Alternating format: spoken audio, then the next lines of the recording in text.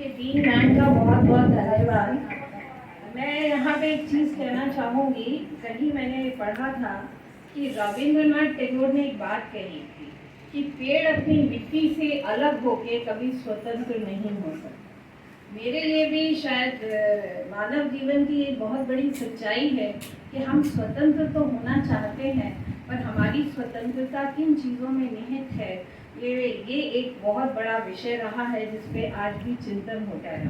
पर हमारी मिट्टी जो है वो ही हमें पकड़ के रख सकती है, और वो जितनी मजबूती से हमें पकड़ती है हम उतना ही मजबूत वृक्ष के रूप में सामने आते हैं। डीन मैम से मैंने अनुरोध किया है कि वो 10 मिनट और रुकें ताकि मैम अपना लेक्चर शुरू कर सके। और रंजना जी के लिए मैं ये कहना चाहूँगी कि अब कागर में सागर कैसे भरा जाता है, शायद पहली बार मेरे लिए ये बहुत बड़ी चुनौती है, क्योंकि कल मैंने जब इनका बायोडेटा देखा तो इन्होंने काफ़ी काम कर रखा है, और मैंने आज इनसे कहा भी उन्होंने डाइवर्स फील्ड में काम कर रखा है। और सबसे इंटरेस्टिंग चीज़ है कि उन्होंने लोकल हिस्ट्री पे भी काम कर रखा है। उन्होंने उनका अगर आप पढ़ेंगे तो मैथलिक्स पे भी, पर ख़ास तौर से महिलाओं पे उनका काम रहा है। अभी जैसे मैम कह रही थी, शायद मिशन शक्ति की जो सबसे बड़ी चुनौती है वो ये है कि महिलाओं को अगर आगे आना है तो उसमें सबसे बड़ा योगदान पुरुषों का ही होगा, क्योंकि जो असमानता है वो हमारे दिमाग में है, और उस असमानता को हम जब भी वो हटेगी, क्योंकि देखिए जो भी है वो एक विचारधारा है, जो हम सोचते हैं हम वो हैं, और जब वो सोच खत्म होगी हमारे समाज से तभी हम इस चीज़ को खत्म कर पाएंगे। और इसकी शुरुआत हो चुकी है। और आप ये मत सोचिए कि कोई बड़े पद पे है तो उसने कोई विमेन एम्पावरमेंट के लिए बड़ी चीज़ की। अगर हमें सारी सुविधाएं मिली और हमने पढ़ लिख के एक एग्ज़ाम क्लियर कर लिया, नहीं, जो हमारी सोच है, सोच क्या है कि हम बने तो हम बाकियों को उस चेन में कैसे जोड़ के आगे ला सकते हैं। क्योंकि जब आप माजुली आइलैंड जैसी जगह पर जाएंगे वहाँ आदिवासी महिलाओं को बैम्बू के घरों में रहते देखेंगे, और जितना लिबरेटेड वो हैं उतना कोई नहीं है। और सबसे बड़ी बात है, जैसे मैम ने आप लोगों को आशीर्वाद दिया कि आप लोग भी सेलेक्ट होके शायद एक दिन समाज को एक राह दिखाएंगे, और ख़ास तौर से इस देश का भविष्य आप हैं। हम लोग तो जो कर रहे हैं वो कर रहे हैं। तो इसी के साथ साथ मैं रंजना जी को, शायद वो आज मुझसे नाराज़ हों, पर एक दोस्त होने के नाते मैं सिर्फ उनसे ये कहूँगी कि जो प्रकाश है उसे कभी ज़रूरत नहीं पड़ती कि उसमें कितनी प्रतिभा है। तो मैं आज उनकी क्या प्रतिभा है, क्योंकि उनसे मैं प्रभावित रही, और जैसे मैंने बताया कि मैं उनसे मुंबई में मिली थी, और वो काफ़ी काम करती रही हैं मुंबई में भी, बाहर, इनफैक्ट वो अमेरिका में भी उनका कुछ काम है। तो वो शायद आप लोग धीरे धीरे जैसे जैसे उनसे परिचित होंगे आपको पता चलेगा, पर निस्संदेह उनका काम, और जो सबसे बड़ी चीज़ है कि रिटायरमेंट लेने के बाद भी जो उनमें जज्बा है काम करने का। इसका मतलब क्या है कि कभी कभी हम काम पेमेंट के हिसाब से नहीं करते, हम इसलिए भी करते हैं कि हमारे अंदर क्या चीज़ है जो हमें घर पे बैठने नहीं देगी और हमें बाहर समाज में लाएगी। क्योंकि जो हमें समाज से मिलता है वो देना हमारा ऋण है, और उस ऋण को हमें देना पड़ता है। और शायद इसी से समाज में आप एक रूपता देखेंगे, और आप देखेंगे कि जो जैसे आजकल हम पेरिफेरी वाली बात करते हैं, जो लोग छूट गए हैं उन्हें हमें मेन स्ट्रीम में लाना है। क्योंकि to have resources is everybody, कि हमारे जो भी संसाधन है हमारे देश में वो हर व्यक्ति का उसका राइट है, और उस तक पहुंचने चाहिए। तो मैं रंजना जी से कहूँगी, उनका टॉपिक भी बहुत इंटरेस्टिंग है, हिंदी में तो मैं ट्रांसलेट उसे नहीं कर रही हूँ। Rewriting history of women's participation in national movement necessitates authenticity and credibility. क्योंकि देखिए महिलाओं को किस तरीके से हमारे राष्ट्रीय आंदोलन में शामिल किया गया, क्योंकि 1857 में हम देखेंगे तो भी पार्टिसिपेशन था, पर वहाँ पे जो रानियाँ थी उनका ज़्यादा पार्टिसिपेशन था। और उसके बाद हमने देखा एक्सट्रीम सी आई जिसमें कि बाकी लोगों ने भी उसमें पार्टिसिपेट किया। तो नेचुरली जो बात गांधी जी कहते थे कि आधे समाज को घर पे रख के आप अपने समाज की प्रगति सुनिश्चित नहीं कर सकते। तो बेसिकली इससे मेरा अपना अनुभव है जो मैं विमेन पे काम करती हूँ कि अगर आप किसी के साथ मिल के काम करेंगे तो आप ज़्यादा लंबे जाएंगे और आपको सौहार्द का वातावरण प्राप्त होगा, क्योंकि जब भी कॉन्फ्लिक्ट होगा आपका जो आउटपुट है वो प्रभावित होगा। इन्हीं शब्दों के साथ मैं रंजना जी से अनुरोध करूंगी कि वो आए और अपने प्रेजेंटेशन की शुरुआत।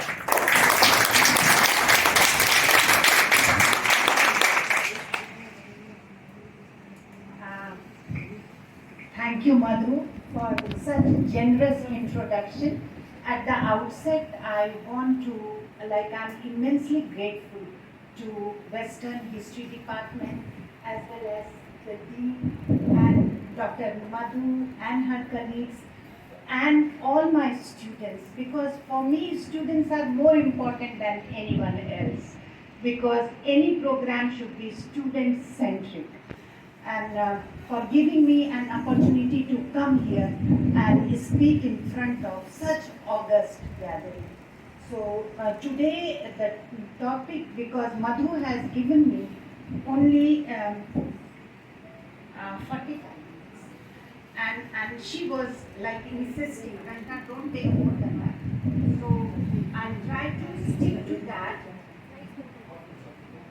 And she already spoke about the title.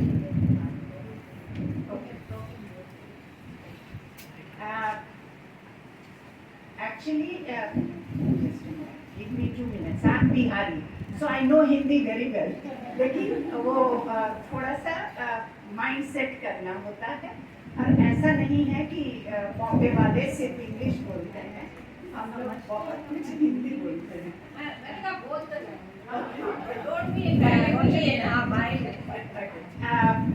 As the title goes, जैसा कि टाइटल एक लाइन है age club, for while the tide waves vainly breaking, seems here no painful inch to gain. Far back through creeks and inlets making, comes flooding silently in the main. जो समुद्र की लहरें हैं वो धीरे धीरे पत्थर को हटा देती और किसी को पता नहीं चलता। Same thing had happened with the women of freedom, like our women freedom fighters. उन लोगों ने silently, they did not get so much of importance. And here I want to talk about that कि rewriting होना चाहिए history का। अगर हम 50% women would not have participated, the whole movement, जो भी movement था, would not have got, the mass impact. और ये ब्रिटिशर्स के दिल में डर नहीं पैदा कर सकते थे, because ऐसा नहीं है कि we would not have achieved, but we would have taken much longer time. So, as you can see here in the photograph, in the middle one, all women are there. Can you see? And both the sides also women, but in between, I purposely wanted to show you all this photo because they are inside, sari में, और इतनी सारी महिलाएं n number of, और हमारे history किताब में उनके बारे में कुछ नहीं। Question arises, why this apathy? क्यों है ये?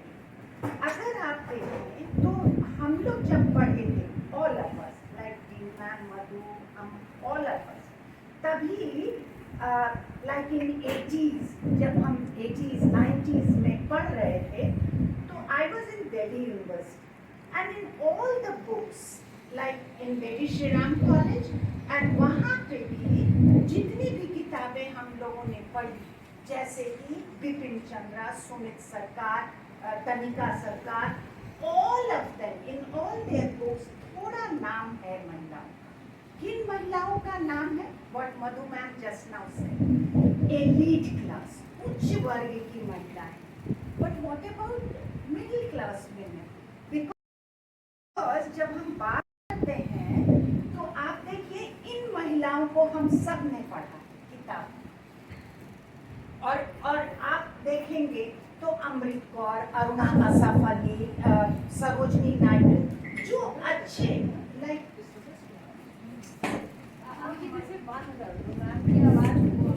मेरी आवाज काफी कड़क है।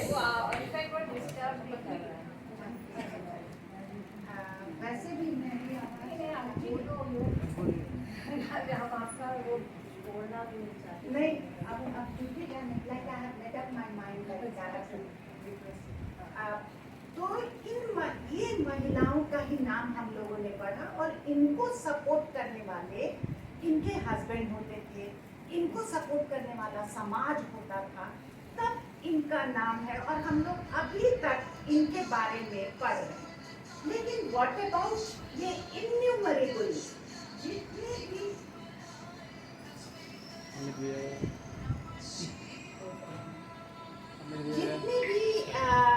महिलाएं हैं, एन नंबर ऑफ इन्यूमरेबल, इन लोग पढ़ी लिखी हैं, they were from poor family और इनको कोई सपोर्ट नहीं था।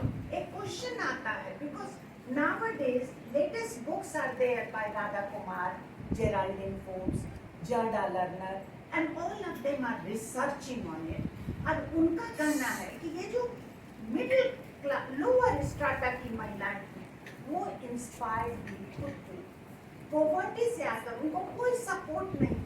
When their husbands died or when they were in jail, they took the responsibilities, and they took the responsibilities of both the fronts, घर को भी देखना और बाहर को। तो हम इनके काम को कभी भी अंडर एस्टिमेट नहीं कर सकते, लेकिन इतिहास अनफॉर्चुनेटली उनके साथ ये किया है। और अगर आप देखेंगे तो मेरा जितना भी टॉक है वो हिस्टोरिकल है, डिस्क्रिप्टिव है और एनालिटिक है, बिकॉज मेरा पेपर एम्पिरिकल है। मैंने 2006 तक बहुत सारे फ्रीडम फाइटर्स जो बचे हुए थे, कुछ ऑक्टोजेनियंस, उनका इंटरव्यू लिया जो आसाम के थे, बिकॉज somehow like मेरा बहुत सारा वर्क है on Assam and north east और Bihar, because I am from Bihar. तो जो बचे खुचे थे और यूपी के बस हमको एक मिले थे और उनका मैंने इंटरव्यू लिया और इस बेसिस पर मैंने ये टॉक तैयार किया। और मेरा जो हाइपर और बहुत सारा रिसर्च पर बहुत सारा आर्टिकल्स जो इससे रिलेटेड था। लेकिन तभी अगर आप लिटरेचर रिव्यू देखेंगे तो जो 80s तक है, कोई भी किताब जैसे आरसी मजूमदार, कलिंकर दत्ता, नहीं आप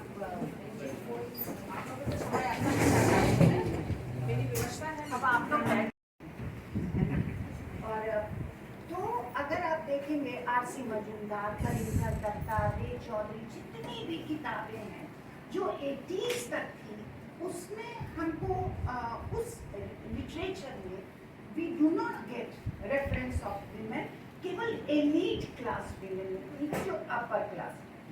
उसके बाद 90s में जो भी बुक्स लिखे गए, जैसे तभी उस समय राजेंद्र राजू की किताब थी, मोदी ने किताब लिखी, Modi not our prime minister, Nawaz भी मोदी दिल्ली बॉम्बे में है, बॉम्बे यूनिवर्सिटी में, और उन्होंने बहुत सारा एक सेमिनार कराया, कंपाइल दोज बुक्स।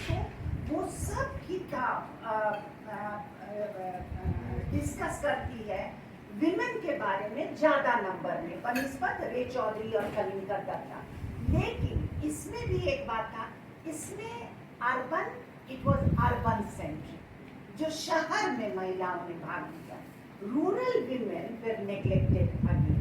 बाद में रितु मेनन, आप लोग इनका नाम सुने होंगे, शर्मिला रेगे who died recently in 2007, they all are activists, and Butalia, all of them, they started writing papers और उन्होंने कहा कि जो महिलाएं हैं उनका गांव की महिलाओं को लेना चाहिए, because their voices have been silent. वो चुप हैं, लेकिन उनको इम्पोर्टेंस नहीं दिया गया, जबकि दे सफर्ड मोर, वो ज़्यादा सफर। अब हम लोग देखेंगे कि महिलाओं ने बहुत भाग लिया। अगर आप देखेंगे तो even Jawaharlal Nehru in his book Discovery of India has written, like he has written that I was taken aback. हम सब आश्चर्यचकित थे when we were in jail, because he was in Nani jail. Large number of women, they came out of their houses and they participate. उन्होंने participate किया और उन्होंने लिखा 20th century में there was an avalanche of women, बहुत महिलाएं आई। तो इसके लिए मैंने महिलाओं के योगदान को कैसे रीराइटिंग में, आज मैं सरोजनी नायडू, अरुणा आसफ, इनके बारे में नहीं बोलने वाली। मैं बोलने वाली हूँ उन महिलाओं का नाम होना चाहिए, उन महिलाओं को हम लोगों को समझना चाहिए जो जिन्होंने भाग लिया। अब अगर आप देखें तो हम लोग हमेशा 1857 से स्टार्ट करते हैं कि डॉक्ट्रिन ऑफ लैप्स आया, और उसमें रानी झांसी और फिर आपकी हजरत महल। उनके अलावे आप लोग भी सोचते होंगे बहुत कम नाम हमको पढ़ने को मिलता है, लेकिन ये तो 1857 में हुआ। अगर आप देखेंगे 1760 से ये मूवमेंट स्टार्ट हो गया, बिकॉज ब्रिटिश का policy was very very partial policy. हमको ब्रिटिश के इतने गंदे कोई शासक नहीं लगे, क्योंकि जो भी रहे हमारे देश में मुगल्स या एटलीस्ट भारत में रहे, वो यहाँ रहकर हम लोगों को डिवाइड एंड रूल और अपने जगह पेंशन ले गए। हमारा ड्रेन ऑफ वेल्थ हुआ उनके टाइम। तो उस समय उन्होंने, आप देखिए कितना उन्होंने गलत काम किया था। उस काल में उन्होंने एक पॉलिसी बनाई थी। अगर आपको थोड़ा भी वर्ल्ड हिस्ट्री का पता है, ऑस्ट्रियन वॉर ऑफ सक्सेशन जब हुआ था, मैं थोड़ा बहक रही हूँ अपने पेपर से, but I just wanted to give you एक डायमेंशन। तो ऑस्ट्रिया में उन्होंने टेरेसा को सपोर्ट किया, जबकि France and Portugal and other countries that oppose, कहा कि नहीं, लड़की बैठेगी गद्दी। भारत में जितनी भी महिलाएं गद्दी पर बैठी, Britishers were against that. And ये 1770 की बात है। अगर आप देखें जैसे रानी वेलु नाचियार, इनके नाम पर गवर्नमेंट ने अभी जाकर एक स्टैम्प इशू किया है। फिर उसी तरह भीमाबाई होलकर और ये जो नेचियार थी वो तमिलनाडु की थी, भीमाबाई जो थी वो महाराष्ट्र की थी, और कलाडी चेन्नम्मा कर्नाटक की थी, और बेलवाड़ी मलम्मा वो बेलगाम डिस्ट्रिक्ट की थी, और रानी रायकुलानी रिपु की लियानी, शी वाज फ्रॉम मिजोरम।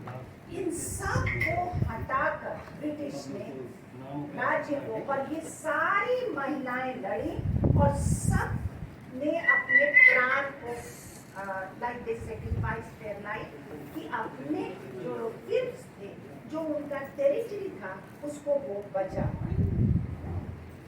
तब मैंने सेकेंड फेज डाला है, दैट इज 1857 रिवोल्ट। अगर हम लोग अभी तक हमेशा पढ़ते हैं रानी झांसी, हजरत महल, क्या यही महिलाएं थी और बाकी महिलाएं नहीं थी? बहुत महिलाएं। और ये सारी महिलाएं अगर आप देखेंगे तो गोरखपुर की रानी थी, इंदौर की थी, सेंट्रल इंडिया की थी। All of them they fought, उनको ब्रिटिश ने डॉक्ट्रिन ऑफ लैप्स में उनके टेरिटरी को एनेक्स किया था। जबकि हम लोग डॉक्ट्रिन ऑफ लैप्स का जो थ्योरी पढ़ते हैं डलहौजी का, वो सिर्फ 2 रानियों को इम्पोर्टेंस देते हैं, जबकि हम लोगों ने काफ़ी इसमें रानियां थी जो लड़ी और जिन्होंने लास्ट तक वो लड़ाई की, जैसे जो कित्तूर की रानी थी चेन्नम्मा, रानी द्रौपदी थी गोरखपुर की, वेल्लू नचायर थी वो साउथ इंडिया, ये सब 1850 और Ahilyabai. So all of them they fought against that. अब हम बात करते हैं कि केवल हम महिलाओं को देखते हैं कि अरे ये महिलाएं ने बहुत रानी लड़ी, जैसा मधु मैम ने जस्ट नाउ से, बट महिला कभी अकेले नहीं रानी लड़ती है, उनके साथ हमेशा लोग होते हैं। अगर आप देखेंगे इसमें विजिबल नहीं हो रहा है, मैं खड़ी हूँ Jhansi, because when I was writing this paper I visited Muzaffarnagar, Jhansi and other places just near Jhalkari Bai. Jhalkari Bai जो घोड़े थे हैं, झलकारी बाई जो थी वो रानी लक्ष्मीबाई, महारानी लक्ष्मीबाई की एक असिस्टेंट, और वो लुक वाइज भी उन्हीं की तरह दिखती थी, और उनको आर्चरी और सबका घुड़सवारी का उनको ट्रेनिंग दिया गया था। तो इन्हीं के चलते रानी झांसी जो थी जब कूदी थी, जंप की थी, that place also I am actually standing there when they said she jumped, तो वो ब्रिटिश सोल्जर्स कंफ्यूज कर गए झलकारी को देखकर, और झलकारी दूसरे तरफ गई और झांसी की रानी दूसरे तरफ, then she was killed and then they realized कि वो भाग गई हैं, तो फिर बाद में पकड़ी गई और वो मार दी गई। तो हम लोग झलकारी बाई का नाम नहीं सुने। तब अगर आप देखें तो यहाँ पे खुदा बाई, यहाँ पे अगर आप देखेंगे सिकंदराबाद में मैं खड़ी हूँ इसके साथ, I had taken my because मैं यहाँ MIH में visiting faculty हूँ, और मुझे लगता है इतिहास के बच्चों को जब तक आप दिखाए नहीं प्रैक्टिकल तब तक पढ़ाई अधूरा है। तो मैं लेकर गई थी उनको, और मैं भी बहुत इम्प्रेस थी खुदाबाई से कि कैसे उन्होंने कर्नल कैंपबेल के अगेंस्ट लड़ा, और कैसे अकेली औरत जो पेड़ पर चढ़कर 22 महिलाओं 22 ब्रिटिश सोल्जर्स को मारी थी, और बाद में जब उनका बॉडी गिरा, वो पेड़ अभी भी है सिकंदराबाद में, अगर आप अंदर जाएंगे, जब वो गिरी तो उनको देखा गया कि ये तो महिला है पुरुष के भेष, और तब लेकिन किसी भी इतिहास के किताब में उनका नाम सामने नहीं आया। तब अगर आप दूसरी लेडी देखेंगे तो रूपो इलियानी, एंड रूपो इलियानी जो थी वो मिजोरम की लेडी थी, और 1857 में क्या हुआ, एजवाल में एक लॉ है, तो उसके अनुसार जब राजा मरता है तो महिलाएं रानी बनती हैं। सो 1826 में जब बैटल ऑफ यांदाबो हुआ और आसाम को ब्रिटिशर्स ने एनेक्स किया, तो उनका कोविडस आइज था, लालची आंख, Mizoram, Nagaland, you know, other north eastern hills के, और वहाँ पे सारी जगह महिलाएं रूल कर रही थी, और इसमें इन्होंने अपोज किया ब्रिटिशर्स का, because they wanted to collect taxes and they change forest rule, forest acts introduce किया, कन्वर्शन इनटू क्रिश्चियनिटी उनका एक काम चल रहा था। सो रूपो इलियानी लड़ी, जो कोना में उधर है, सबसे आप देखें आपके स्क्रीन में लास्ट में मिजोरम, और अभी मिजोरम में मिस्टर सयानी हैं हिस्टोरियन, ही इज वर्किंग, और इसीलिए हम लोगों को ये नाम देखने को मिला, बिकॉज जब तक हम लोग पढ़ रहे थे, एंड आई एम श्योर आप लोग को भी जो यंगर है से किसी को ये नाम देखने को नहीं मिला था। अब now the researchers are coming. अगर आप उनके ठीक नीचे देखेंगे तो एक फोटो है, वो है मैना कुमारी, और ये जो थी वो नाना साहब की जो पेशवा थे उनकी एडॉप्टेड डॉटर थी, और इन लोग बाद में झांसी आ गए। तो यहाँ पे जब उन लोगों ने झांसी को कैप्चर किया और नाना साहब को नहीं पकड़ पाए, तो मैना कुमारी 13 साल, और उनको बोला तुम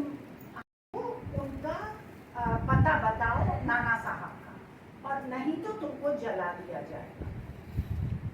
और तभी जो रॉबर्ट लिंकन थे उन्होंने इतना उनको टॉर्चर किया, लेकिन she did not say anything. और वो जो पेड़ दिख रहा है वहां पे शी वाज बर्न्ड अलाइव, उसको जिंदा जला दिया। और फिर भी उसने नहीं बोला, लेकिन उनका भी रेफरेंस हम लोगों को देखने को नहीं मिलता। उसके अलावे अगर आप देखें तो जितनी भी अभी जिसको हम लोग प्रोस्टिट्यूट्स करते हैं, कोर्टिजन्स को देते हैं, वो कल्चर को प्रिजर्व करते थे। नवाब अपने बच्चों को उनके पास भेजते थे कि कैसे उनसे सीखा जाए कर्टसी, कैसे उनसे सीखा जाए मैनरिज्म।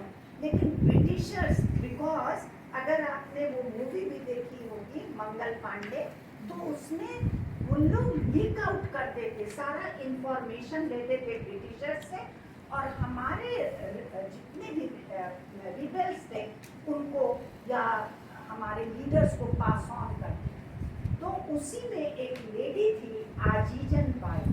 आजीजन बाई जो थी वो कानपुर में नाना साहब की बहुत क्लोज एसोसिएट थी, और जब भी ये लड़ते थे तो उनको आम सप्लाई करना, चीयर करना।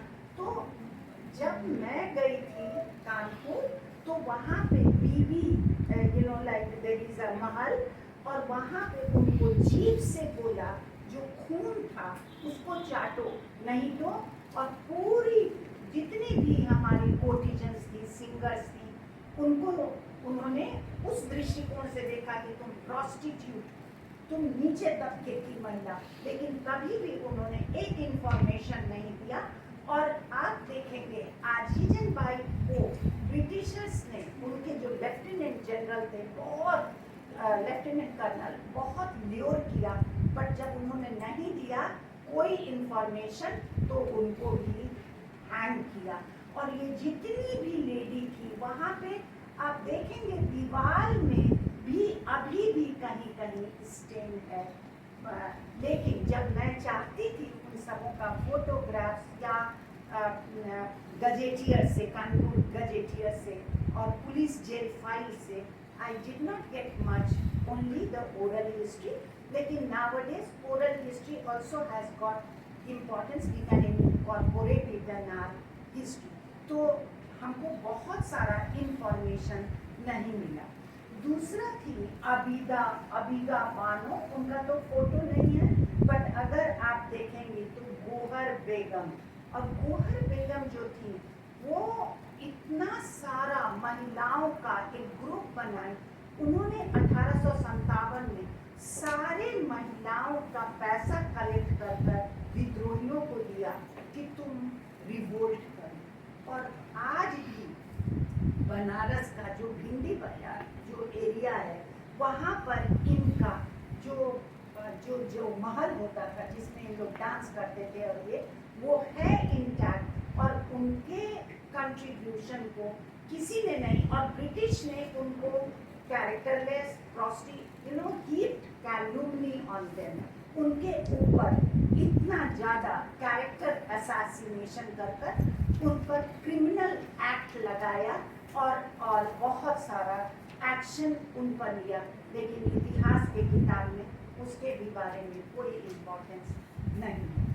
जो मेरा थर्ड फेज है वो है स्वदेशी मूवमेंट। स्वदेशी मूवमेंट जो था वो 1905 में जब लॉर्ड कर्जन ने बंगाल को पार्टीशन कर दिया, बंगाल, बिहार, उड़ीसा एंड बांग्लादेश, ये पूरा एक स्टेट था, आसाम बहुत बड़ा, और वहाँ बहुत सारे विद्रोही थे वो हैड बीन रिवोल्टेड। लेकिन हम लोग सब कोई जानते हैं कि स्वदेशी movement was economic, because they wanted self reliance, स्वतंत्र हो महिलाएं, और हम लोग विदेशी सामान का बहिष्कार हो।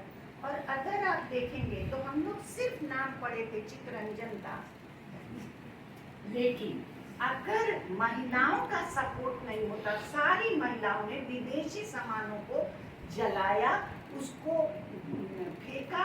उन्होंने एक भी घर में, उन्होंने गांधी जी के आने से 10 साल पहले ये मूवमेंट चला। 1905 गांधी जी भारत पे कदम रखे 1915। तो ऐसा नहीं है कि गांधी जी के आने से हम लोग अभी तक जितना भी किताब पढ़े थे, Bipin Chandra and others, Gandhi ji brought women in the mass movement. उसके पहले ही महिलाओं का योगदान शुरू हो चुका था। हम बायस हैं, देयर इज पैट्रियार्कल माइंडसेट, और उसके चलते और हम लोग जितने भी हैं वो एंडोसेंट्रिक, मतलब उस पे ज़्यादा हम ध्यान देते हैं, पुरुष प्रधान पे, ना कि महिलाओं के योगदान पे। तो यहाँ पे अगर आप जो वो फोटो देख रहे हैं वो है बसंती देवी जो सीआर दास की वाइफ थी, उर्मिला देवी जो उनकी बहन थी। दोनों ने बहुत महिलाओं को जमा किया और इन लोगों ने विदेशी सामान का बहिष्कार किया। फिर नानी बाला देवी थी जिनको इम्प्रिजनमेंट मिला। उसी प्रकार एक लेडी थी बी अम्मा, बिहार की थी, शौकत अली और मोहम्मद अली की माँ, और उन्होंने 1915 नॉन कोऑपरेशन मूवमेंट के पहले भी स्वदेशी आंदोलन में सारी मुस्लिम महिलाओं को एड्रेस किया था उस जमाने में। तो हम लोग शौकत अली, मोहम्मद अली, इनका नाम पढ़ते हैं, बट इन महिलाओं का नहीं। अगर आप देखें तो यहाँ पे मैं हूँ बहुत जगह, वो जो चंद्रप्रभा साइकियानी है, उनका जो बस्ट साइज ये है, उसके सामने मैं आसाम में खड़ी हूँ। और उस समय गांधी जी जब नॉन कोऑपरेशन आंदोलन शुरू किए 1919 में, तो सारी महिलाएं उन्होंने अपील किया, क्योंकि गांधी जी ने साउथ अफ्रीका में देख लिया कि जो महिलाएं हैं वो उनके दो प्रिंसिपल, अहिंसा और सत्य, ये दोनों को ज़्यादा इफेक्टिवली इम्प्लीमेंट कर सकती हैं अपने लाइफ में बनिस्बत पुरुष। और जब भी नॉन वायलेंस होगा तो पुरुष एक्टिव हो जाएंगे और मारेंगे, तो वो चाहते थे और इसीलिए उन्होंने महिलाओं को अपील किया। 1919 में बहुत सारी महिलाएं आई, लेकिन हम लोग तभी 1919 में अगर आप देखें तो कस्तूरबा, कमला नेहरू, हम लोग इन सबों का नाम ज़्यादा पढ़े हैं इतिहास में कि नेहरू फैमिली से जितनी भी, विजय लक्ष्मी पंडित, सब लोगों ने, कृष्णा हटी सिंह, इन लोगों ने पार्टिसिपेट किया। लेकिन अगर आप देखें लाहौर में तो जुत्सी सिस्टर्स थी, एंड जुत्सी सिस्टर्स ने लाहौर में नॉन कोऑपरेशन आंदोलन किया था। और इन लोगों का उनका मोहिनी नाम था, उर्मिला, दीज सिस्टर्स, इन लोगों ने इतना बड़ा आंदोलन किया और बहुत लोगों को इनको इम्प्रिजनमेंट हुआ, 6 मंथ्स का जेल हुआ। अगर आप देख सकते हैं वो फोटो में महिलाएं वो आर्म्स लेकर, तो गांधी जी ने कहा था प्रभात फेरी, एंड बाकी मूवमेंट में महिलाओं ने बहुत भाग लिया। अगर आप देखेंगे तो रेवोल्यूशनरी वुमेन, हम लोग आज तक, या ब्रिटिशर्स भी, बिकॉज 2 किताब लिखी गई है, जर्डा लर्नर एंड जेरोल्डिन फोर्ब्स।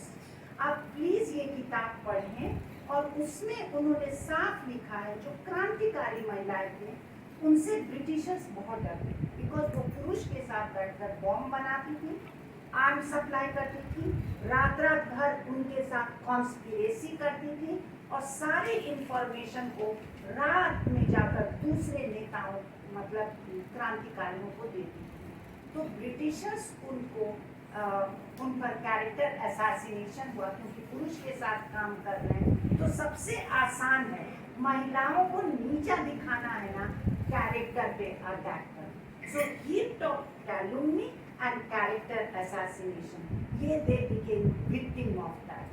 लेकिन फिर भी ये महिलाएं रुकी नहीं, और इन्होंने जो काम किया, अगर आप देखें राम प्रसाद बिस्मिल, जब मैं काकोरी गई यहाँ, तो मैं उनकी माँ, आप सोचें जिसका बेटा खुद फांसी पे चढ़ रहा है, तो क्या उसकी माँ का योगदान नहीं होगा? तो उन सारी महिलाओं के योगदान को हम लोगों को रीराइट करना चाहिए इतिहास में। और अगर आप देखें कल्पना दत्त, दुर्गावती देवी, you know she was Bhagwati चरण's wife, Yes. and Bhagwati चरण का बॉम्ब को टेस्ट करने में प्राण निकल गया था, लेकिन रावीना देवी। दुर्गा देवी एक रोई नहीं कि पुलिस को पता चल जाएगा, जब उनका चिथड़ा चिथड़ा पूरा शरीर हो गया था। तो हम जब उन कहानियों को आप पढ़ें और जब आप देखेंगे तो आंख से आंसू आता है कि कितना महिलाओं ने काम किया है। और अगर आप देखें तो प्रीति लता, अब जाकर कल्पना दत्त पे मूवी बनी है, प्रीति लता पे कैसे उन लोगों ने कलकत्ता में आर्म्स लेने के लिए अटैक किया था। जतिन दास के अंदर इन्होंने बॉम्ब बनाना सीखा और खुद लीड की थी, और इन लोगों ने सेक्रीफाइस किया। केवल बंगाल की महिलाएं नहीं, अगर आप देखेंगे गुलाब कौर, महाराष्ट्र हो, पंजाब हो, everywhere women had been participating. और अगर आप देखें तो जो बीना दास हैं, उनको तो जैसे अभी आपको मैडम ने फेलिसिटेट किया, बुलाकर माला दिया, गिफ्ट दिया, तो वैसे जब बीना दास को ग्रेजुएशन का वाइस चांसलर डाल रहे थे तो उसने बंदूक निकाला in front of everyone and she killed the vice chancellor. तो ऐसे उसी तरह शांति, अगर आप देखें सुनीति चौधरी, मैं ज़्यादा डिटेल्स में नहीं जा रही because there is paucity of time, समय कम है, लेकिन ये दोनों लड़की स्कूल में थी और वहाँ के जो कलेक्टर थे वो बहुत करप्ट थे, तो इन लोगों ने अपने साड़ी में बंदूक और उनसे एनसीसी मतलब स्पोर्ट्स का परमिशन लेने गए and then they killed that collector. और वहीं पर बिकॉज ये लोग 13 और 15 थे तो जुवेनाइल इसमें इनको इम्प्रिजन किया गया, लेकिन they remain in jail for so many years. और इतने सारे महिलाओं के नाम हम लोगों को मिलते हैं। फिर 6th फेज में मैंने बांटा है सिविल डिसोबीडियंस मूवमेंट, जिसको नमक आंदोलन कहते हैं, गांधी जी ने 1930 में किया। आप आश्चर्यचकित होंगे, कहीं भी अगर आप फोटो देखे होंगे अभी यूनिवर्सिटी में, गवर्नर्स हाउस में, राष्ट्रपति भवन में, सरोजनी नायडू एक माला लेकर खड़ी हैं और गांधी जी चले जा रहे हैं दांडी मार्च। लेकिन आप आगे यहाँ देखिए, 6 आदमी थे जो पहले फेज में थे, जिन्होंने पानी उठाया, उसको जलाया और नमक बनाया और गांधी जी ने कहा मैं तोड़ रहा हूँ।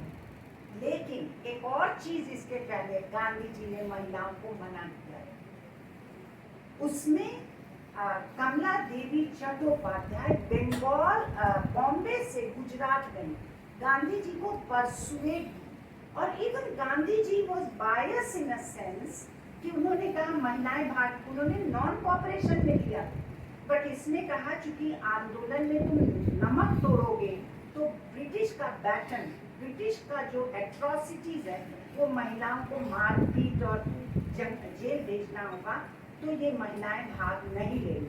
लेकिन इन महिलाओं ने, अगर आप यहाँ देखिए तो उनके कहने पर कमला देवी चट्टोपाध्याय महिलाओं ने भाग लिया, और 6 आदमी में आपको एक महिला दिख रही है और वो एक कॉमन परिवार से, और उसका नाम है अवंतिका बाई।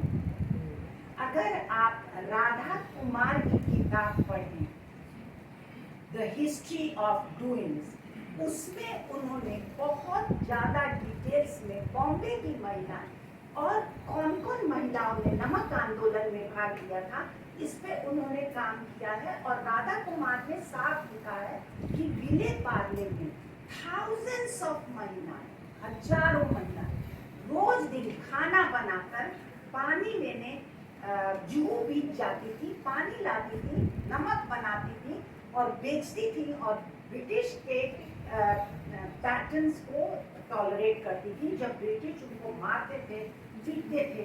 और एक और चीज़ है, जितनी भी महिलाएं पकड़ी गई, ब्रिटिश कभी रियलाइज कर लिए अगर इनको लोकल रखेंगे तो विद्रोह होगा। उनको वेलोर के जेल में, उनको पुरी के जेल में, उनको बिहार के जेल में दूर दूर भेज दे, जिससे ये महिलाओं का जो मोराल है वो टूट जाए और वो भाग नहीं ले। इसके अलावे अगर आप देखें तो कुंतला, अगर वहाँ पे देखें कुंतला है और यशोधरा दसप्पा, वो भी मतलब हम लोग सोचते हैं डंडी मार्च सिर्फ वहाँ हुआ मतलब नमक तोड़ो, नहीं। जहाँ पे ब्रिटिश ने ज़्यादा टैक्स लगाया था वहाँ उन लोगों ने टैक्स का विरोध। जहाँ चौकीदारी टैक्स था वहाँ लोगों ने चौकीदार का टैक्स। जहाँ फॉरेस्ट एक्ट लगाया उन्होंने जंगल में फॉरेस्ट एक्ट का विरोध किया। और उसी में गाइडेनलियू जो थी वो नागालैंड की, रानी गाइडेनलियू अगर आप देखें मेरे बाएं तरफ, और गाइडेनलियू की उम्र 13 साल और उन्होंने इसमें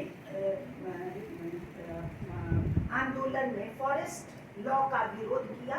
और चूंकि जपाओ उनके जो क्लासमैन थे उनका उनको इतना सपोर्ट था तो उन्होंने क्या किया, ब्रिटिश ने उनको जेल में डाला।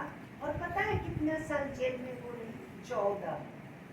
अगर आप देखें तो इवन गांधी जी, जवाहरलाल नेहरू, सरदार वल्लभ भाई पटेल, कोई भी आदमी कंटिन्यूअसली 14 साल जेल में नहीं रहे जितना गाइडेनलियू। और ये 1947 के बाद 48 में 1932 में इनको इम्प्रिजन किया गया और 47 में हम स्वतंत्र हुए, 48 में जवाहरलाल नेहरू के प्लीड करने पर इनको छोड़ा गया क्योंकि ब्रिटिशर्स इतने डरे हुए थे कि ये पूरे नागालैंड और इनके हाथ में कंट्रोल है। लेकिन फिर भी हम लोग गाइडेनलियू को जस्ट 2 लाइन में पढ़ते हैं और बाकी उनका कंट्रीब्यूशन नहीं पढ़ते। जो टाइम हो गया 7th बस अब हम मतलब वर्ड जाता। 7th फेज जो था वो क्विट इंडिया मूवमेंट।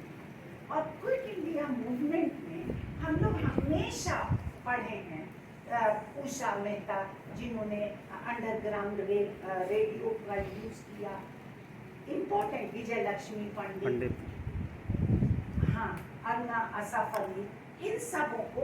लेकिन अगर आप देखें तो अलग अलग जगह, जैसे अमल प्रभा दास, अगर आप नीचे देखें, गाइडेनलियू तो ऑलरेडी जेल में थी, और अक्कम्मा चेरियान, ये लोग मद्रास में, हम लोगों ने रे चौधरी कलिंगा दत्ता में पढ़ा था कि मद्रास में क्विट इंडिया मूवमेंट नहीं था इफेक्टिव बिकॉज जो पॉलिटिकल लीडर थे they had some difference of opinion, गलत। बहुत सारे उन लोगों ने भी क्विट इंडिया मूवमेंट में भाग लिया था एंड दे पार्टिसिपेटेड। तो अब हम लोगों को वो पर्सपेक्टिव बदलना होगा, जो सच्चाई है वो लाना होगा। और उसी तरह नलिनी बाला देवी ने भी पार्टिसिपेट किया था। अगर आप यहाँ पे देखें तो मैं आसाम में जब थी तो 1942 में जितनी भी महिलाओं ने भाग लिया था, स्वर्णलता, वहाँ पे दीदी को बाइडो बोलते हैं इसलिए मैंने बाइडो लिखा है, पुष्पलता बाइडो को बाद में अगर आप देखेंगे स्वर्णलता बाइडो थी, पुष्पलता बाइडो थी, हेमा भराली थी, देन प्रमिला, उन सब का मैंने इंटरव्यू लिया और उनके आवाज को टेप। और इन लोग सब की कहानी, they selflessly they participated in freedom. और इन लोगों को एक भी स्वतंत्रता संग्राम के बाद पोजीशन नहीं मिला। आप कहेंगे कैसे?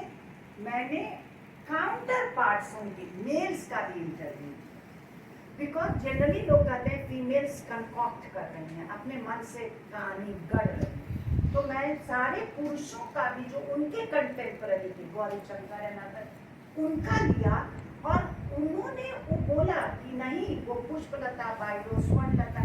और अगर आप देखें, मैं बीच में एक लेडी है, काला कैटरैक्ट का उनका ऑपरेशन, पैसा नहीं था, उनके घर को दिमक चाट दिया था, वो किसी अपने दोस्त की बेटी उनका ऑपरेशन कराई थी, मैं वहां गई थी। सूर्यबाला जो अकेले हैं, एक छोटे से बाथरूम साइज रूम में थी, but they had been so kind to me. जब भी मैं जाती थी खाना खिलाते थे, जो भी खाते थे, रोटी खाते थे या जो। और जितने भी मैं पूरे नॉर्थ ईस्ट मतलब बाकी जगह भी जाकर महिलाओं को देखी और देखा कि जितने पुरुष थे वो सब अब पॉलिटिक्स में, सबके घर में गद्दा, सबके घर में टेलीविजन, और इन महिलाओं के किसी के घर में कुछ नहीं। फिर मैंने ये जो तारा रानी है बीच में, वो बिहार की है, हजारीबाग की, और बाद में इनका कर्म भूमि सिवान, और ये अपने हस्बैंड के साथ वहाँ फ्लैग लगाना था पुलिस स्टेशन पे, तो ब्रिटिश ने उनके सामने उनके पति को मारा, लेकिन वो फ्लैग जमीन पे, आज हम अपने देश के फ्लैग किया, हम तो कुछ भी बेचने को तैयार। And that's the thing I want to appeal to all of you.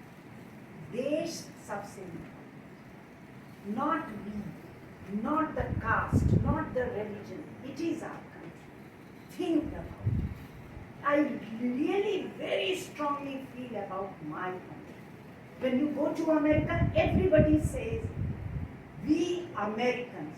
And here we say, we Bihari, we Punjabi, and we Brahmin, we Muslim, we Hindu, we Sikhs. And हम पैसा के लिए कोई भी बेचने को तैयार हैं किसी को, चाहे वो हिंदू हो, चाहे क्रिश्चियन हो, चाहे। प्लीज थिंक अबाउट हमारा देश कितना मुश्किल से स्वतंत्रता मिला। If you read that, then you will realize. Study hard and contribute to the country. Give everything to your country. पैसा, खाना, ये सब secondary है. What is important is good human being. मुझे बायोलॉजिकल बच्चे नहीं हैं, लेकिन आप लोग हर एक साल मुझे 4000 बच्चे देते हैं। So for me, all of you are like my child, like my kids. So यहाँ पे आप देखेंगे प्रभावती गिरी, जब मैंने इनका उड़ीसा में इंटरव्यू किया, now she is very old, कुछ भी नहीं है उनके पास में, तो उन्होंने बताया 13 साल की 16 साल की उम्र में उनको इम्प्रिजनमेंट हुआ, 4 इयर्स का। उड़ीसा के किसी भी इतिहास के किताब में उनका नाम है। और अगर आप देखेंगे तो कनकलता अब जाकर हमारे पार्लियामेंट दिल्ली में उनका फोटो दिया गया है, और भोगेश्वरी फूकनानी, और ये सब का सेक्रीफाइस किसी को भी याद नहीं। जो मेरा लास्ट है वो है इंडियन नेशनल आर्मी INA, और सच पूछिए तो हम लोग INA में सिर्फ पढ़े थे लक्ष्मी, कैप्टन लक्ष्मी। और अगर आप, इसीलिए मैंने वो फोटो लगाया, she is walking with Subhash Chandra Bose, है ना, केवल उनको जाने थे। और अगर अब आप देखेंगे कितना सारा केस आ रहा कि INA में, अगर आप देखें तो वो देखिए जानकी अर्थी नहापन, वो पहली वाली लड़की है, लेकिन उन लड़कियों का नाम ही नहीं है रिकॉर्ड। अगर आप यहाँ पे देखें तो हेलेन लेप्चा वो सिक्किम की है, लेकिन उनका कर्म स्थल बिहार है, धनबाद। और उन्होंने जब सुभाष चंद्र बोस कोलॉम जेल में थे तो उनको भागने में, जो पठान का ड्रेस पहन के वो अफगानिस्तान गए, उसको बनाने में हेलेन का नाम था। ब्रिटिश ने इनको पकड़ा, उसके बाद भी वो 1000 गरीब लोगों के लिए ब्रिटिश से लड़ती रही, लेकिन उनका कोई इम्पोर्टेंस, कोई रिकॉग्निशन नहीं है। हम नहीं पढ़े, after studying, after being professor for so many years in Bombay University in SMU. So अगर आप वो दूसरी लेडी देख रहे हैं जो टोपी पहनी है, और उनका अगर आप देखेंगे तो उनका नाम था नीरा आर्या, वो यूपी की थी, लेकिन उनको नीरा आर्या को अडॉप्ट किए थे बंगाल के एक बड़े, क्योंकि पेरेंट्स का डेथ हो गया था। उनकी जब शादी हुई तो उनके हस्बैंड जो थे वो ब्रिटिश स्पाई, तो उनका आइडियोलॉजिकल डिफरेंसेस शादी के पहले दिन से शुरू हो चुका। But she had joined Rani Lakshmibai regiment, वो चली गई सिंगापुर। और जब उनके पति ने बहुत कोशिश किया मारने का सुभाष चंद्र बोस को, और जब उनको वो वहीं पे थी सुभाष चंद्र के सामने, जब उन्होंने देखा उनका पति उनको मार रहा है तो उसने उनको मार दिया। जब मार दिया अपने पति को, मतलब खुद अपना सुहाग को हटाया। How many of us will do that? कितने लोग हम लोग ऐसा काम करते हैं, एक आम के लिए बिक जाते हैं हम। आई स्वेयर, लाइक मेरा बस चले तो हर एक बच्चों को हिला हिला के मैं पैट्रियोटिक बना। वो उनका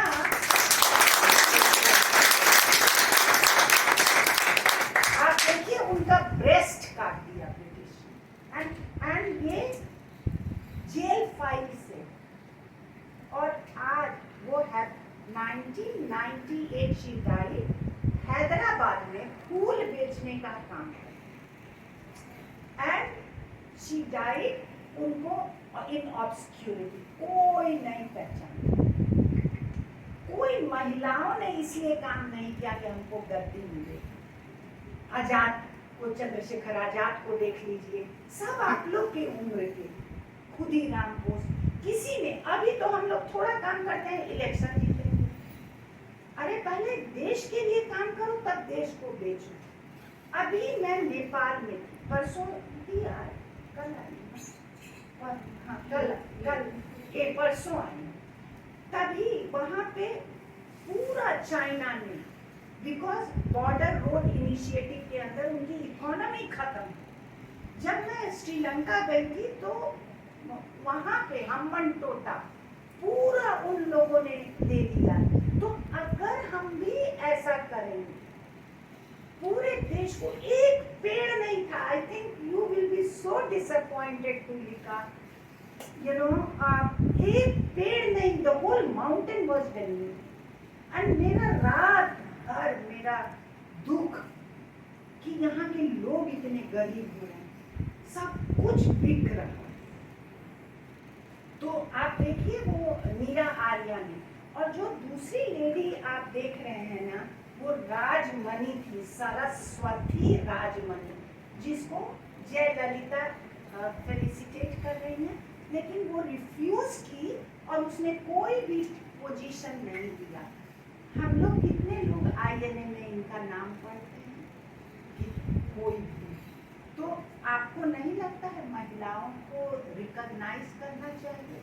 आप छोड़ दीजिए, अगर आप कहते हैं नहीं मैडम आप तो मन से बोल रही है महिलाओं ने भाग लिया, लेकिन बहुत सारी संस्थाएं थी, ऑर्गेनाइजेशंस, हाँ, और ऑर्गेनाइजेशंस में बहुत सारी महिलाएं थी, जैसे छात्री संघ था, दीपाली संघ था। तो ये संघ में तो महिलाएं ही आएंगी ना, कहाँ है उनका नाम?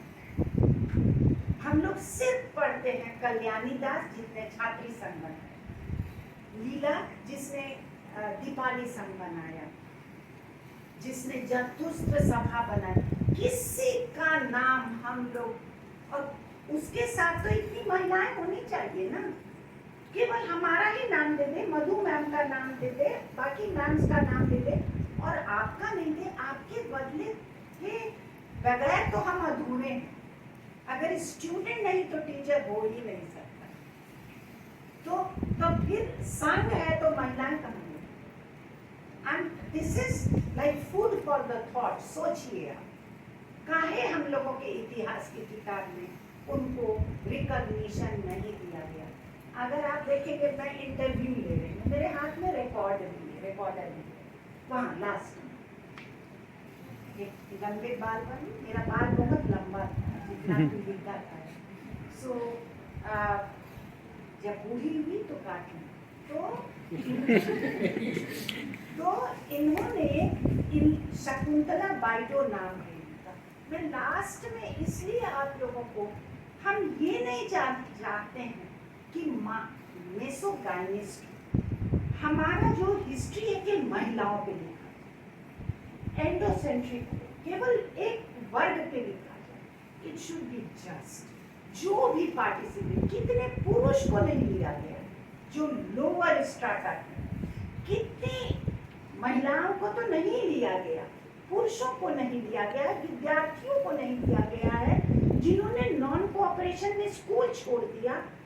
दे हैड नो वन।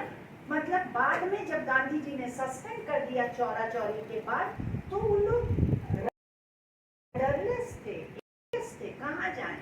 तभी तो रेवोल्यूशनरी क्रांतिकारी आए। तो उन बच्चों का नाम क्यों नहीं है?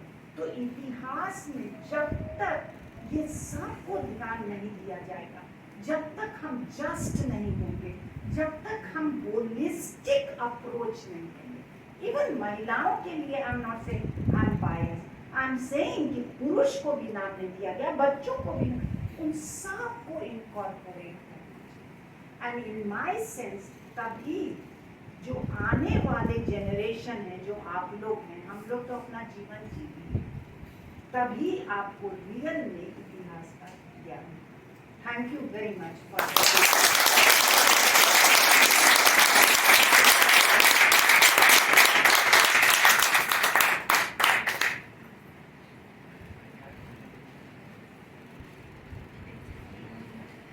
अगर किसी के पास क्वेश्चन है तो मुझे बहुत अच्छा लगेगा। और मैंने एक चीज़ देखा है, लखनऊ के बच्चों में डेफ है, बॉम्बे के बच्चे अंग्रेजी गिट करते हैं लेकिन ज्ञान कम है। और आप लोगों को मैंने यहाँ देखा कि ज्ञान है। तो कोई भी बच्चा अगर कोई सवाल है तो प्लीज़ पूछिए। तो मेरा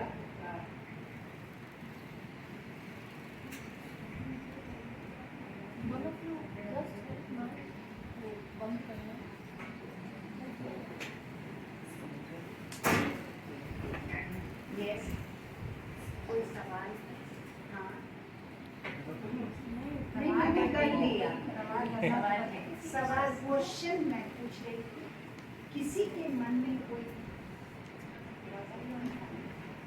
मैम आई हैव क्वेश्चन। कोई रिकॉग्निशन नहीं मिला है नॉर्थ ईस्ट की जो और जब कुछ नहीं, जो पुष्पलता बाइडो थी, अगर आपको बोले तो वो कैबिनेट में आई, तभी कैबिनेट ABC 3 सेक्शन होते थे, you remember. And she told me कि जवाहरलाल नेहरू को उन्होंने रिफ्यूट किया, मतलब किसी बात पे विरोध किया, तो उनको कोई भी, जबकि वो इलेक्शन जीत कर आई थी, उनको पोजीशन नहीं।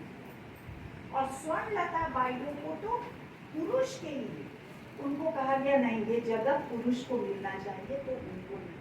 और ये सारी महिलाएं या तो स्कूल टीचर थी और शादी में भी की और अपना जीवन ऐसे ही ऑब्लिवियन में बिता, कोई नहीं जानता। मुझे खोजने में, मतलब कैसे मैंने ढूंढा, तो पहले पुष्पलता बाइडो के पास गए, क्योंकि वो पॉलिटिकल थोड़ा इन्फ्लुएंस था। उन्होंने बताया काला पत्थर में वो है, फिर मैं वहाँ से, उन्होंने बताया कि शिलोंग में है, फिर मैं शिलोंग गई, फिर उन्होंने बताया नागालैंड में है, फिर मैं नागालैंड गई, फिर उन्होंने ऐसे ऐसे, कुछ लोगों ने कहा वो मर गए, अब नहीं है। और 2007 all of them are dead. और केवल नॉर्थ ईस्ट नहीं, अगर आप देखें तो यूपी में कहाँ, जब मैं आई थी तो जी हाँ, तो मैंने जब सिकंदराबाद में वो देखा लेडी को फाइल ले लिए हुए, तो मैंने ड्राइवर से पूछा, तो उसने कहा नहीं नहीं मैम, ये तो आदमी है। और तब मेरे को क्लिक किया कि नहीं, ये तो फीमेल है। मैं सिकंदराबाद गई, जैसे गई तो ये बंद दरवाजा, कहा उधर से आओ, छोटा सा दरवाजा खुला, वहाँ गई तो उसने कहा कोई राइटअप नहीं है, हमारे पास कुछ नहीं है, आपको जो जाना है आप आर्काइव्स जाइए, वहाँ पे देखिए। मैंने सिर्फ फोटो लिया, जो लिखा हुआ था उनका पढ़ा और फिर मैं आर्काइव्स में। तो अभी यहाँ भी नहीं, उड़ीसा में भी नहीं, कहीं भी रिकॉग्निशन नहीं। और आपको अभी नहीं लगता है कि जब even though if we are diamond we have, मतलब अगर हम लोग किसी भी पुरुष से कम नहीं, बल्कि हमको तो लगता है हम बहुत ज्यादा, और नेक्स्ट जन्म में भी मैं औरत ही होना चाहिए, क्योंकि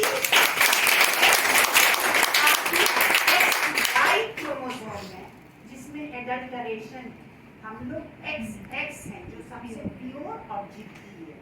तो हमको लगता है हम वही हैं जो दिमाग से भी स्ट्रांग है, फिजिकली भी स्ट्रांग है। तो आप बोलिएगा मैडम हम लोग ऐसे सोशलाइज किया गया हम लोग, लेकिन हम लोगों ने अपनी बेटी को सोशलाइज नहीं किया। तुलिका उन्होंने माउंट एवरेस्ट को स्किल किया। तो अगर आप बचपन से उनको सोशलाइज कर दीजिए कि तुम में कोई अंतर नहीं है, तुम लड़का को भी वैसा ही करना चाहिए, लड़की।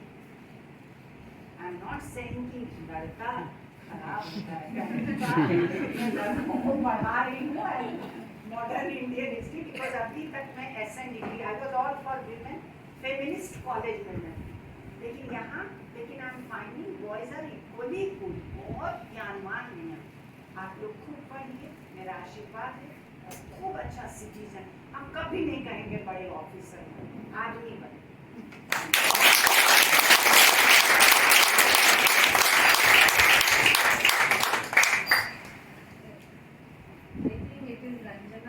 Whenever I hear her, she works herself. देखिए ये सबसे बड़ी बात है जो इससे लेने की, कि आप जब भी काम करें, कोई भी काम करें, हम ये नहीं कहते कि आप सब एकेडमिक्स में जाएंगे, उसमें खुद राहें तलाशिए और उन पे काम करें।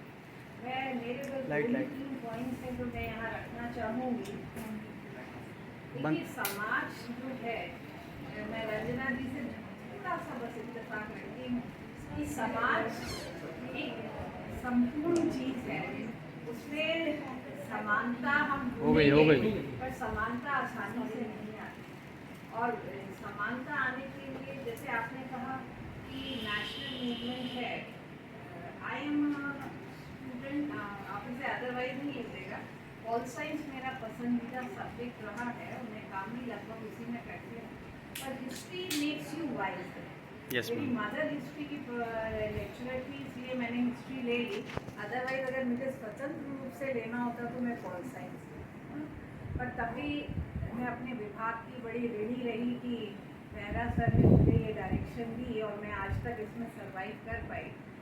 पर यहाँ पे मैं एक चीज़ कहना चाहूँगी रंजना, किसी भी देश के इतिहास में जस्टिस सबके साथ कर पाना आसान नहीं है, पर जो वर्तमान समय है उसमें एक चुनौती है हमारे सामने कि हम आगे आएं, अपना अध्ययन करें और उस चीज़ को प्रस्तुत करें साक्ष्यों के साथ। तो शायद हमारी बात मानी भी जाएगी और शायद ये प्रयास हो भी रहा है। पर क्योंकि जैसे आप कह रहे हैं कि कई जगह हमें साक्ष्य नहीं मिलते, क्योंकि बिना प्रमाण के इतिहास को हम नहीं आगे बढ़ा सकते। दूसरा, हर व्यक्ति की जिज्ञासा नहीं होती, किसी को तो फाउंडेशन स्टोन भी होना पड़ता है कि ज़रूरी नहीं कि जो बिल्डिंग दिखे उसके फाउंडेशन स्टोन क्या है। तो एक जनरेशन या कई लोग ऐसे रहे जो हमारे स्वतंत्रता संग्राम के फाउंडेशन स्टोन रहे, हमें उन्हें याद करना ज़रूरी है, उन्हें किताबों में वापस लाना ज़रूरी है, क्योंकि वो नहीं आ पाए, क्योंकि हर एक का एक दृष्टिकोण था और विपरीत दृष्टिकोण से अभी तक हम लोगों ने पढ़ा है या चीज़ें हुई हैं। तो अच्छा है कि आपने, जो हमारे रिसर्च स्टूडेंट्स हैं, उनको तो ये निश्चित रूप से समझना चाहिए कि जब तक आप जिस जगह रिसर्च करें वहाँ ना जाएं, तब तक आपका काम पूर्ण नहीं है। और जहाँ तक इसकी बात है कि कई ये जैसे आप कह रहे हैं, बहुत सारे लोग हैं भारत की, जो बात आप कह रहे हैं, मैं साउथ एशिया पे काम करती हूँ, मैं खुद शेयर करती हूँ, मैं खुद नेपाल और इन सब जो देशों में जाती हूँ कि साउथ एशिया में भारत एक ऐसा देश है जिसकी मजबूती से ही बाकी जगह मजबूती मिलती है। और नेपाल की स्थिति देखिए तो सच में इस समय बहुत ज़्यादा दुख होता है। क्योंकि वो एक ऐसा देश था जो कि हमारे लिए भी उतना ही इम्पोर्टेंट था, पर वहाँ की जो इन्होंने तो कम वर्ड यूज़ किया, जो दुर्दशा है वो एक सच्चाई है, पर वो कैसे ठीक होगा ये भी देखना है। पर हाँ, एनवायरनमेंट को सबसे ज़्यादा नुकसान पहुँच रहा है, और शायद मॉडर्नाइजेशन के नाम पे जिस तरीके से एक्सप्लॉइटेशन हो रहा है। और एक इतिहास के स्टूडेंट की तरह मैं सोचती हूँ कि वो एक राउंड सर्कल है। हम पहले कॉलोनियलिज्म को किसी और रूप में देखते थे, आज हम उसे किसी और रूप में। तो मेरा बस मानना है रंजना जी से ये कि प्रकृति ने महिलाओं के लिए जो एक घर की भूमिका निश्चित की है, वो भी एक बड़ी आवश्यकता है, क्योंकि समाज का निर्माण करना भी उन्हीं की जिम्मेदारी है। उसके बावजूद जो लोग काम कर रहे हैं वो सराहनीय है। हाँ, ये चीज़ सही है कि विचारों में फर्क आए। आप अपनी बेटियों को समान माने, अपनी बहुओं को समान माने, और जो काम करना चाहिए, मेरा अनुरोध यही होता है समाज में, जो करना चाहिए, ज़बरदस्ती किसी से काम कराने की आवश्यकता है। कभी शायद आप एक सुंदर आकृति का निर्माण कर सकते हैं। धन्यवाद आप सबका।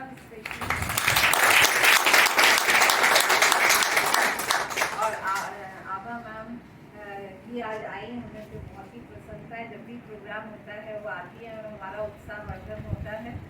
नाम का भी मेरे साथ बड़ा लंबा एसोसिएशन रहा है।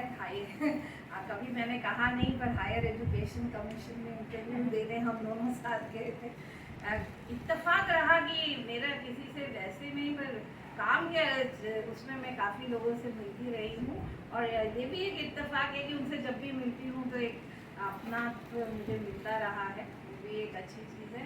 आपसे भी मैं यही अनुरोध करूँगी, जो बच्चे, ये आखिरी प्रोग्राम था फाइनल ईयर स्टूडेंट्स की, अब आप दुनिया में जाने के लिए तैयार हैं। आप अपने मार्गदर्शक खुद बने, सही गलत का फैसला करें, और जो हमने आपको बताया है उसका ध्यान रखें। और जो आपके दोस्त लोग हमारे विभाग में एडमिशन भी लेना चाहेंगे, क्योंकि हम लोग तत्पर रहेंगे कि आपको एक अच्छी दिशा दे सके, जैसा कि मैं आपने कहा कि, और उस दिशा से आप एक अपने भविष्य का निर्माण कर सकें, सोसाइटी में कॉन्ट्रीब्यूट करके, और अपने परिवार की एक अच्छी भूमिका निभाएं। ठीक है, क्योंकि देखिए हमारे को जो आज़ादी मिली, देखिए मैं आज आपको बोलूँ, जब भी मैं टिबेटन्स का इंटरव्यू लेती थी, इट वॉज वेरी शॉकिंग, वो रोने लगते। तब शायद मुझे पहली बार समझ में आया देश होना क्या चीज़ होती है, और स्वतंत्र भारत में पैदा होकर हम इसको बिल्कुल जैसे कहते हैं टेकन फॉर ग्रांटेड। वो लोग रोते हैं कि उनके पास अपना देश नहीं है। वो कभी कभी ये भी कहते हैं कि 1959 में अगर भारत ने साथ दिया होता तो ये ना होता। अब क्या होता है तो इतिहास जाने, ये इतिहास में हो चुका, आगे क्या होगा। पर एक टिबेटन की एक बहुत ही, मैं उनका इंटरव्यू ले रही थी तो मैंने उनसे ऐसे ही बोला कि आपको लगता है कि आप लोग अब कभी स्वतंत्र होंगे, या आपको अपना देश वापस मिलेगा? तो मैं आपको बताऊँ उस टिबेटन का क्या जवाब, मैडम वक्त एक सा नहीं रहता, चाइना भी इस पोजीशन पे नहीं रहेगा। वी आर वेरी ऑप्टिमिस्टिक कि एक दिन टिबेट आज़ाद होगा। With optimism and with hope, right. Thank you so much.